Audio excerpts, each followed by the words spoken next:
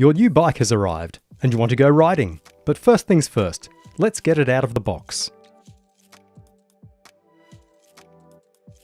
To do this job, you will need a pair of snips or scissors.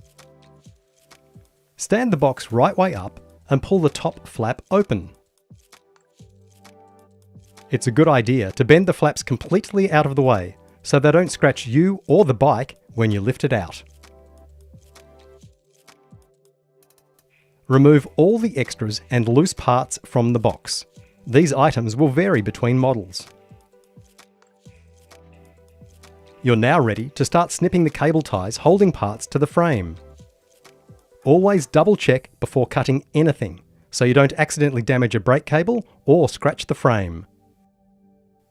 Remove the foam and cardboard packaging from around the bike so it doesn't get in the way.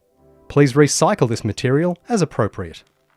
You're now ready to start building your bike. If you don't own a work stand, then save the bike box to keep things stable for the next steps. Our vintage style bikes feature a quill stem design. Here's how you safely insert this into your bike frame. To do this job, you will need a size 6 Allen key or a bike multi-tool. Ensure all the cables run cleanly around the front. If they're twisted, check your forks are facing the right way, with the brakes in front of the fork. Insert the quill stem and make sure it goes in above the marked minimum insertion point. You can play with the height later. Now, tighten and secure the stem using your Allen key. You can come back and fine-tune the alignment of your handlebars once you insert the front wheel. Here are a few tips to properly install your handlebars with a faceplate. You will need a 4mm Allen key or multi-tool to complete this task. First, remove the faceplate from the stem. Insert the handlebar with brake levers facing forward and cables running cleanly around the front. Place the faceplate over the handlebar and start threading the bolts back into the stem body. Before you fully tighten, use the etched marks on the handlebar to help you center and align the bar.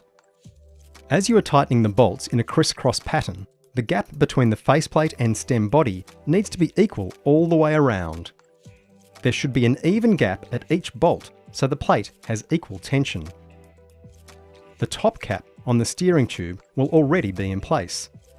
Check this is snug using your Allen key. This bolt holds the front forks into the frame, so it needs to be secure. Make sure that the handlebar is square with the front wheel. Tighten the pinch bolts on the left and right of the stem until the handlebar no longer rotates freely from the front wheel. Be careful not to over-tighten these pinch bolts or you risk damaging the thread. Now do a quick safety check. Using some force, make sure that the handlebar cannot be moved out of alignment with the wheel.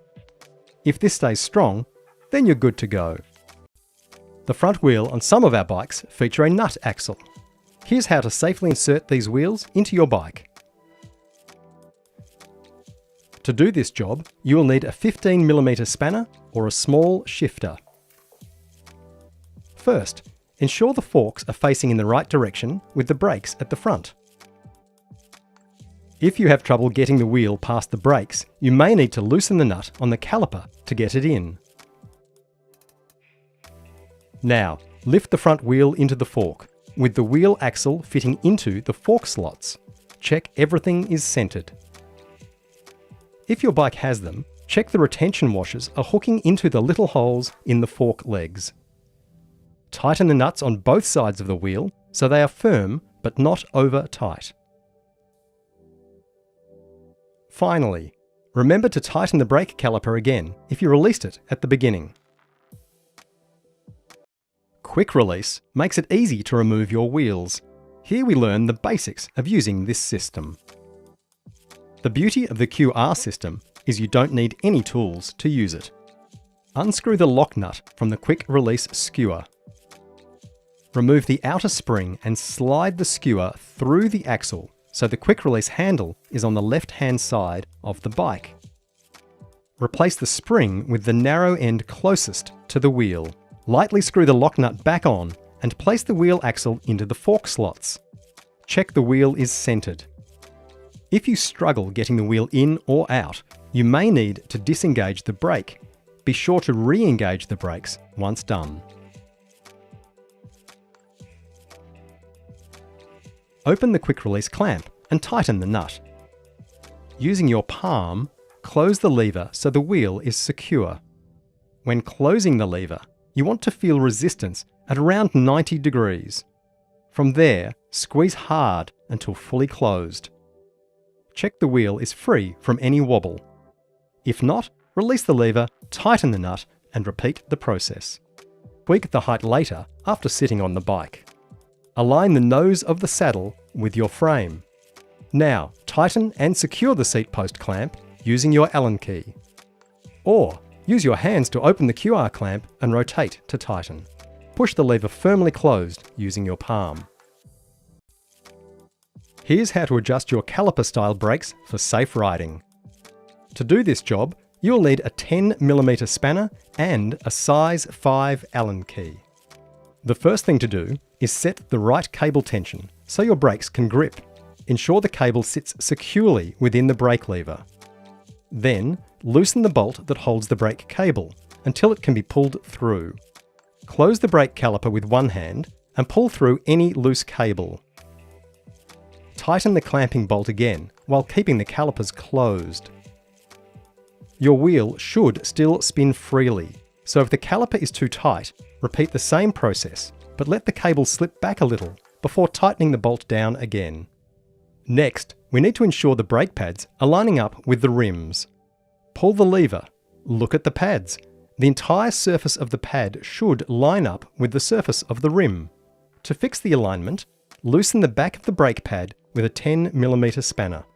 Hold the pad in place, line it up with the rim, and then tighten it again. Do the same for the other side. The final step is to align the brake caliper correctly, so the gap on both sides is roughly equal. Loosen the bolt that holds the caliper onto the fork. Twist the caliper so the space on both sides is even.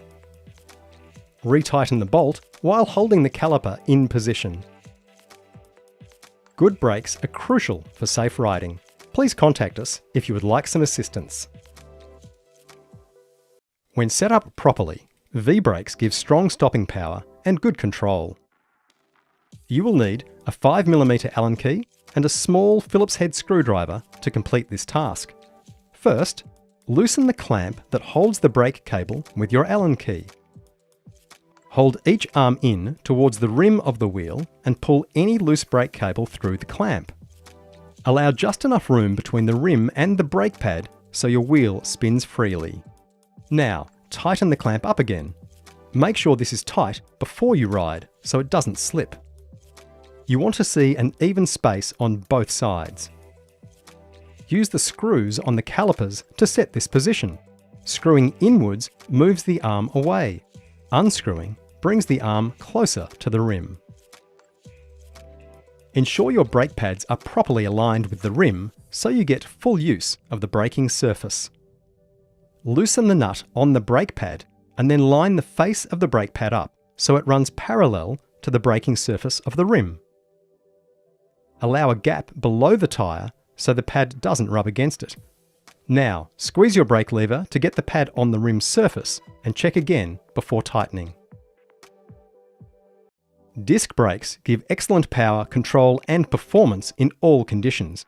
Here we look at adjusting the pads. You will need a 5mm Allen key to complete this task.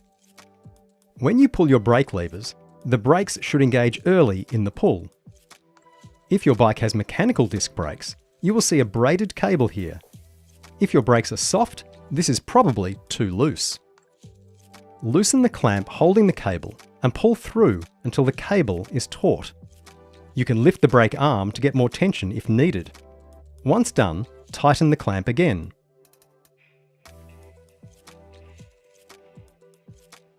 If your bike has hydraulic discs and are feeling soft, it means you may have air in the lines, which will need to be bled. This is something for an experienced mechanic. You want the calipers evenly spaced on either side of the disc. Undo the top and bottom screws until the caliper is loose. Spin the wheel and engage the brakes to grip the disc. Now, tighten the bolts to fix the calipers in position. This fix is the same for mechanical and hydraulic disc brake systems. It looks the part and keeps you clean. Let's install the front mudguard on your new vintage bike. To do this job, you will need a 10mm spanner or a small shifter. To install the front mudguard, you need to first take the nut and washer off the back of the brake bolt. Place the tab of the mudguard over the bolt. Replace the washer and then the nut. Tighten it back up carefully, as this nut also holds the brake on.